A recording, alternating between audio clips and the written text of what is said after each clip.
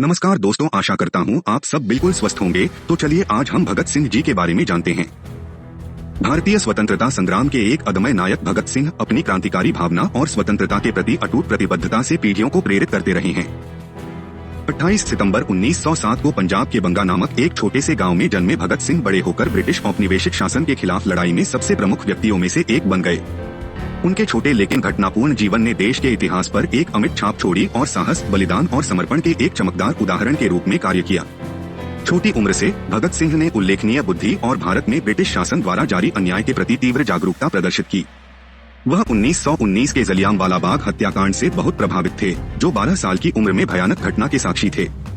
दमन के अन्य कृत्यों के साथ इस घटना ने उनके भीतर देशभक्ति की आग को प्रज्वलित कर दिया, जिससे उनके भविष्य को एक क्रांतिकारी के रूप में आकार मिला। एक स्वतंत्रता सेनानी के रूप में भगत सिंह की यात्रा तब शुरू हुई जब वे हिंदुस्तान रिपब्लिकन एसोसिएशन में शामिल हो गए, जो एक क्रांतिकारी संगठन था जिसका उद्देश्य अंग्रेजों को भारत से बाहर करना था। वह औपनिवेशिक शासन को उखाड़ फेंकने के लिए सशस्त्र प्रतिरोध की शक्ति में प्रबल रूप से विश्वास करते थे और ब्रिटिश शासन के खिलाफ अवज्ञा के कई कार्यों में सक्रिय रूप से भाग लेते थे। उनमें से सबसे उल्लेखनीय 1929 में दिल्ली में केंद्रीय विधानसभा की बमबारी थी, जो ब्रिटिश सरकार के दमनकारी उपायों का विरोध करने के लिए किया गया एक अधिनियम था। जबकि भगत सिंह के कार्य कट्टरपंथी थे, वे न्याय की गहरी भावना और अपनी मातृभूमि को साम्राज्यवाद की बेड़ियों से मुक्त करने की ज्वलंत इच्छा से प्रेरित थे।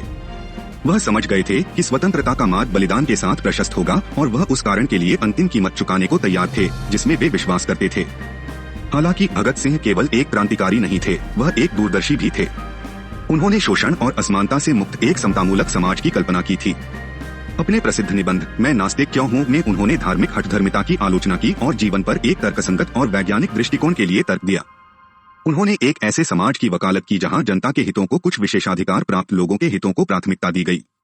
उनके विचार और विचार दुनिया भर के लोगों के साथ प्रतिध्वनित होते रहते हैं, उन्हें उत्पीड़न के खिलाफ लड़ने और सामाजिक न्याय का समर्थन करने के लिए प्रेरित करते हैं। अपने सिद्धांतों के प्रति भगत सिंह की अटूट प्रतिबद्धता उनके साहसी कार्यों के साथ साथ उनके परीक्षण के दौरान उनकी निडर रक्षा में स्पष्ट थी। आसन्न मौत के सामने भी उन्होंने पीछे हटने या ब्रिटिश अधिकारियों से क्षमादान लेने से इनकार कर दिया। अदालत में उनका प्रसिद्ध बयान मुझे अपनी मातृभूमि के लिए मौत की सजा मिलने पर गर्व है, उनकी अदम्य भावना और अटूट दृढ़ संकल्प को दर्शाता है। 23 मार्च 1931 को भगत सिंह की शहादत ने देश को अंदर तक झकझोर कर रख दिया।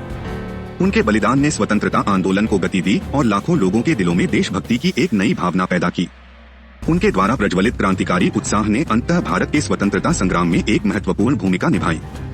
आज भगत सिंह प्रतिरोध और साहस के प्रतीक के रूप में खड़े हैं। उनका जीवन और विरासत व्यक्तिगत कार्यों की शक्ति और किसी के विश्वास के लिए खड़े होने के महत्व के निरंतर अनुस्मारक के रूप में काम करते हैं। उनका नाम गर्व की भावना पैदा करता है और युवाओं को समाज में सकारात्मक योगदान देने और बेहतर भविष्य की दिशा में काम करने के लिए प्रेरित करता है।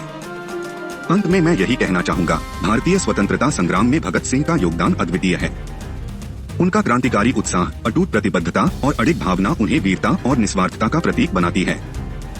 वह उन सभी के लिए एक मार्गदर्शक प्रकाश बने हुए हैं जो एक न्यायपूर्ण और समतावादी समाज बनाने की आकांक्षा रखते हैं। भगत सिंह की विरासत हमें राष्ट्रवाद और क्रांति की याद दिलाते हुए सदा प्रेरित करती रहेगी। तो दोस्तों, उम्मीद करता हूँ आपको भगत सिंह जी के बारे में कुछ नई बातें पता चली होंगी। अगर आप भी भगत सिंह जी के जीवन से प्रभावित हुए हैं तो वीडियो लाइक किए बिना न जाएं और ऐसे ही महानुभावों के जीवन की कहानियों को जानने के लिए हमारे चैनल को अवश्य सब्सक्राइब करें। धन्यवाद।